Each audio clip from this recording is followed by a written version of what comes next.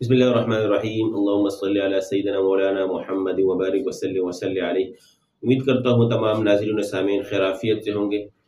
اگر آپ حفظ کی کلاس پڑھا رہے ہیں اور آپ کے پاس کچھ بچے ایسے ہیں جو ذہناً کمزور ہیں، غبی ہیں، اور وہ آپ کو اگر سب کی پارہ سناتے ہیں آج تو ٹھیک ہے، اور منزل پارہ سناتے ہیں آج تو بھی ان کو یاد ہوتا ہے، لیکن اگر آپ آنے والے دن کل ان سے یہی سب کی منزل سنیں گے تو اس بچے کو دوبارہ پھر یاد نہیں ہوگا۔ ٹوٹل بات یہ ہے کہ وہ بچے آپ کے پاس جو ہیں، جو کمزور ہیں، غبی ہیں، ان کے لیے میں ایک بہترین وظیفہ لے کر آیا ہوں، جو حضرت شیخ الاسلام حضرت مولانا حسین احمد مدنی صاحب کا بتایا ہوا وظیفہ ہے۔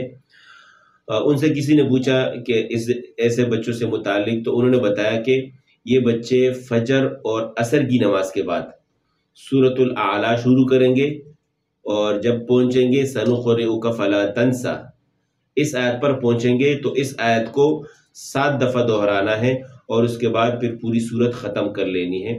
یہ روزانہ کی ترتیب سے کرنا ہے، پڑھنا ہے فجر کی نماز کے بعد، اور اس طریقے سے عصر کی نماز کے بعد فوراً پڑھنا ہے۔